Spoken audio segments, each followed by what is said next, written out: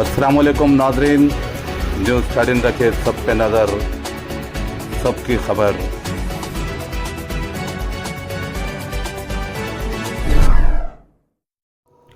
अस्सलाम वालेकुम, मैं मोहम्मद वक़ार अहमद, न्यूज़ 13 तेलंगाना हैदराबाद से। माँ शेरख्वार बेटी को फ्रिज में रखकर भूल गई। उत्तर प्रदेश के ज़िले मुरादाबाद में एक दिल दहला देने वाला वाक़या पेश आया, जहां दर्जी के बाद शदीद ज़हनी दबाव में एक खातून ने अपनी नवज़ैदा बच्ची को फ्रिज में रख दिया और भूल गई। तफसीलात के मुताबिक ये वाक़या जुम्मे की रात इस वक्त पेश आया जब खातून ने बच्ची को सुलाने के बाद इसे फ्रिज में रख दिया। कुछ देर बाद बच्ची के हिचकियाँ लेते हुए रोने की आवाज़ सुनकर अरकान ख़ानदान ने घर में तलाश किया, लेकिन बच्ची कहीं नजर न आई। आखिरकार जब रेफ्रिजरेटर खोला गया तो बच्ची बेहोशी की हालत में पाई गई, जिस पर फौरी तौर पर इसे एक करीबी हॉस्पिटल मुंतकिल किया गया।